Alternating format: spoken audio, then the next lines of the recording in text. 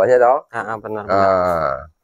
Oleh sebab itu supaya sejahtera, ya minimal itu satu ada kalsiumnya, mengandung zat kalsiumnya. Kemudian yang paling menonjol adalah serat. Dikatakan sulit, ya sulit. Dikatakan mudah, ya mudah. Tapi selamat siang, selamat malam para peternak dimanapun Anda berada. Salam jumpa kembali, salam ngarit. Assalamualaikum warahmatullahi wabarakatuh. Perjumpaan kali ini saya berada di tempat pengolahan pakan ataupun tengah pembuatan pakan fermentasi dengan bahan dasarnya ini yang saya lihat tebon jagung nih, pohon jagung, limbah semua kayaknya nih bersama bapaknya yang tengah melakukan pembuatan. Pak, assalamualaikum Pak. Waalaikumsalam. Sehat Pak hari ini Pak? Alhamdulillah sehat. Oke, bersama Bapak siapa ini Pak? Pak Darmo Suyono. Pak Darmo Suyono. Kalau alamatnya mana sih? Hari-harinya orang nyebut saya namanya Pak Yono aja. Pak Yono. Alamat lengkap Pak, alamat lengkap. Alamat lengkapnya di Desa Rawaselapan, Kecamatan Candipuro. Candipuro. Oke Pak, saya ingin belajar nih sama jenengan ini. Belajar tentang apa Mas? Tentang pembuatan pakan fermentasi ini. Ini tujuannya ini sebenarnya untuk apa ini Pak? Ini pembuatan pakan fermentasi ini. Iya. Oke. Jadi seperti ini Mas, yang saat ini kan yang namanya dunia peternakan itu sebenarnya dikatakan sulit, ya sulit, dikatakan mudah, ya mudah. Tapi kebanyakan orang mengatakan usaha yang paling sulit kan gitu ya. Jadi peternakan yang saya kembangkan ini adalah peternakan domba Mas. Domba dan kambing. Kesulitannya di mana Mas? Kesulitannya tentang pakan. Jadi kalau miara kambing 1, 2, 3, 4 sampai 10 itu mungkin kita bisa ngarit Mas. Dan kambingnya itu pun juga akan bagus. Tapi kalau sudah bentuk usaha, kalau dalam bentuk usaha itu nggak mungkin kita miara 10 biji itu bisa mensejahterakan kita, keluarga itu nggak mungkin kan gitu. Itu karena apa? Karena pendapatan untuk miara kambing itu satu harinya cuma 2.000 Mas, per ekor. Kalau 10 ekor berarti hanya 20.000. Nah, kan di bawah prasejahtera aja kan masih di bawahnya toh. Benar. Oleh sebab itu supaya sejahtera, ya minimal itu 100 Mas kalau 100. Wih, keren. Kalau 100 kali 2.000 cuma berapa Mas pendapatan kita? 200.000 toh. Berarti kan udah di atas upahnya di atas upah orang macul lah ya. Benar. Nah, kalau udah bentuk usaha Mas, itu ya kesulitannya itu di pakannya. Nomor 1 yang pertama di pakan. Jadi kesulitannya itu di pakan. Nah, kalau pakan nggak tersedia, otomatis sama kambingnya yang dipelihara kan rusak. Bener toh? Benar. Kurang makan. Kita sendiri aja kalau kurang makan kan juga kurus kan ya. Oleh sebab itu, untuk menanggulangi pakan, selain saya punya tanaman rumput odot sama gajah Mas, rumput gajah ya, saya ini menggunakan memanfaatkan limbah. Benar. Nah, memanfaatkan limbah karena kalau mau ngarit itu yang jelas nggak keburu kalau kambingnya 100 Mas. Benar. Nah, jadi saya membuat semacam pengganti rumput lah. Pengganti rumput ya. Makanan pengganti rumput tapi asalnya dari limbah. Ini sampean tahu kan? Ini tebon jagung garing yang sudah nggak dimanfaatkan oleh petani tahu? Ini saya giling Mas, tapi choppernya kurang bagus. Seharusnya kan bisa lembut seperti ini Mas. Bisa lembut seperti ini, lembut ya, mesti kemakan semua. Tadi ini kalau untuk makan apa namanya? Makan sapi cocok sekali. Cocok ya.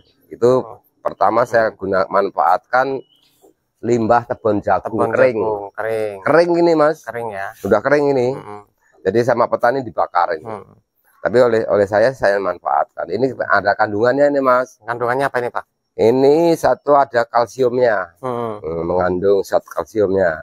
Kemudian yang paling menonjol adalah serat. Serat ya. Nah, jadi kalau ini kan yang namanya peternakan mamah biak, binatang mamah biak itu kan diperlukan untuk hidup itu diperlukan 1 serat, 2 karbohidrat, 3 protein kan gitu loh Mas.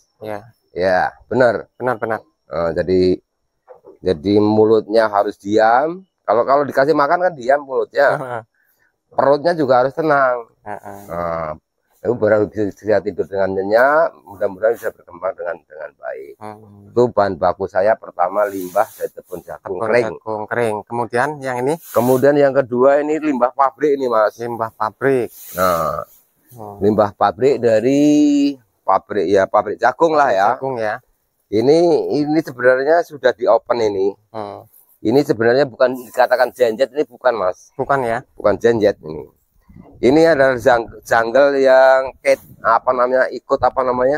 ikut jagung yang tergiling. Nah, karena dioper kemudian dikipas ini kan lari. Karena beratnya kan ringan ya. Ini banyak kalsium dan proteinnya Mas.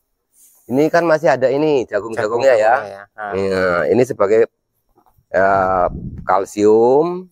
Kemudian proteinnya juga ada. Nah, tapi sedikit Mas. Kemudian yang ketiga saya menggunakan ini khusus untuk penenang perut ini Mas. Genjet ya? Bukan. Genjet. Ini onggok ya? Ini juga limbah ini. Limbah. Nah, limbah ini onggok. Ini ampas apa namanya? Ampas singkong. Ampas singkong ini ya. Yang udah diambil tapiokanya ya? Ini sudah nggak ada apa-apanya ini Mas. Nggak ada apa-apanya dari pabrik singkong. Tapi ini bisa menenangkan perut, mengenyangkan ya. Mengenyangkan. Tapi kandungannya sangat minim sekali untuk karbohidratnya. Tapi kan perutnya kan dia tenang Mas. Tenang ya karena kenyang ya. Karena kenyang. Gitu. Oke. Nah itu untuk selanjutnya prosesnya Pak. Prosesnya itu gimana Pak? Jadi ini saya kenalkan bahan bakunya.